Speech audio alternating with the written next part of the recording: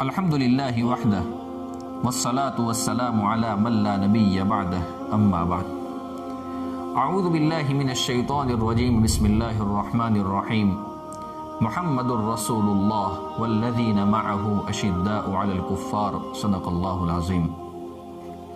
معزز سامعین، تمام صحابہ کرام کو اللہ تبارک و تعالی نے اپنے دربار میں ایک بہت بڑا مقام اور مرتبہ عطا فرمایا ہے، لیکن کچھ صحابہ کرام ایسے ہیں کہ جن کو اللہ تبارک و تعالی نے اپنے دربار میں ایک خاص مقام اور مرتبہ عطا فرمایا ہے۔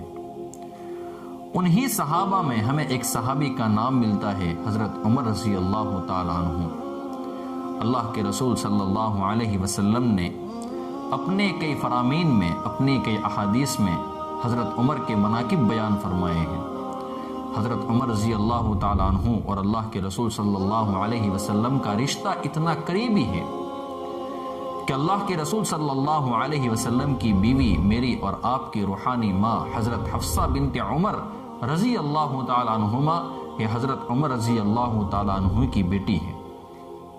ایک مرتبہ اللہ کے رسول صلی اللہ علیہ وسلم نے حضرت عمر کے مناقب میں یہ بیان فرمایا۔ راوی حدیث حضرت جابر بن عبداللہ رضی اللہ تعالیٰ عنہما ہے، وہ فرماتے ہیں کہ اللہ کے حبیب نے فرمایا کہ میں نے خود کو دیکھا کہ میں جنت میں داخل ہوا ہوں، اور میں نے ایک محل دیکھا کہ جس کے صحن کے اندر ایک لڑکی موجود تھی۔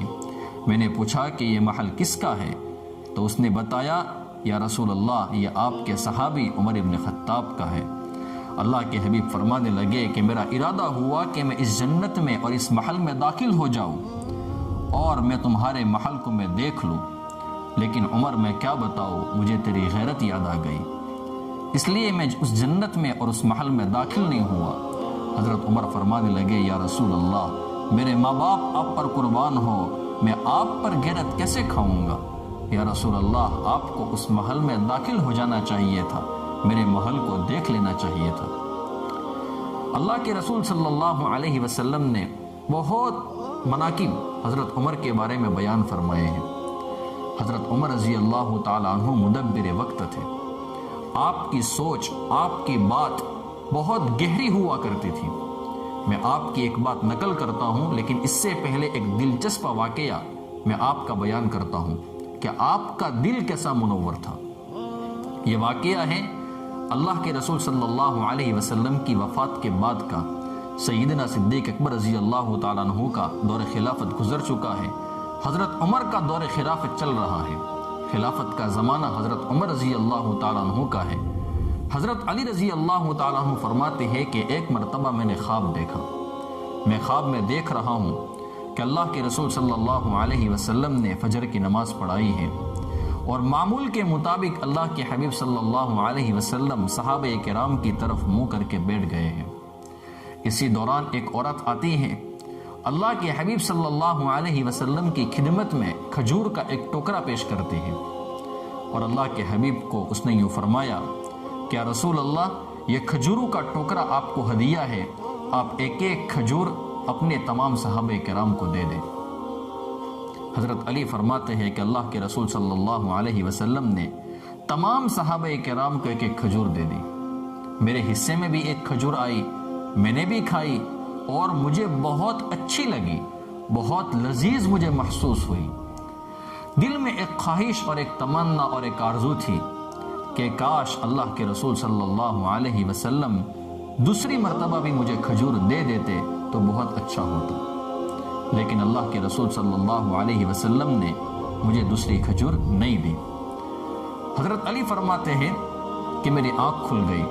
اب فرق اتنا آئے گا کہ اللہ کے رسول صلی اللہ علیہ وسلم کی جگہ پر یہاں پر حضرت عمر آ جائیں گے۔ حضرت علی فرماتے ہیں کہ بیدار ہونے کے بعد میں مسجد میں گیا ہوں، مسجد میں نے دیکھا کہ حضرت عمر رضی اللہ تعالیٰ عنہ نے فجر کی نماز پڑھائی ہے، وہی صورتیں انہوں نے فجر کی نماز میں پڑھی ہے جو اللہ کے رسول صلی اللہ علیہ وسلم نے خواب میں پڑھی تھی۔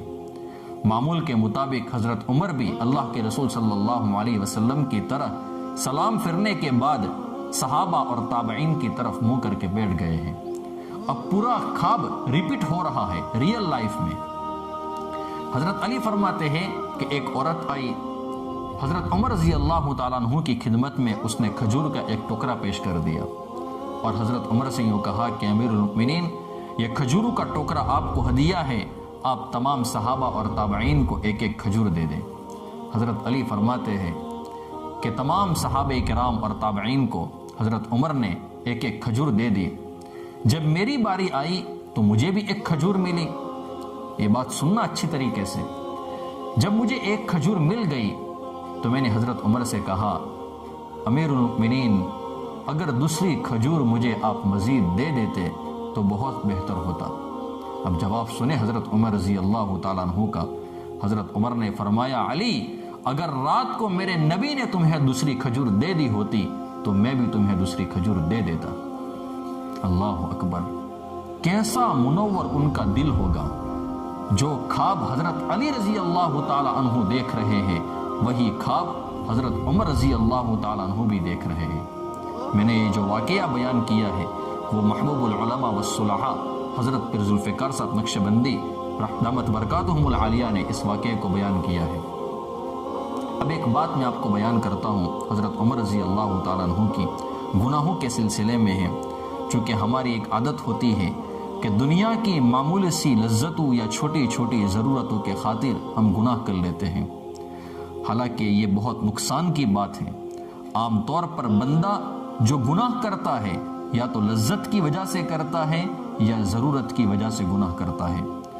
احنف ابن قیس رحمۃ اللہ علیہ فرماتے ہیں، جو تابعین میں سے ہیں، وہ فرماتے ہیں کہ ہم لوگ ایک مرتبہ حضرت عمر رضی اللہ تعالیٰ عنہ کی محفل میں بیٹھے ہوئے تھے۔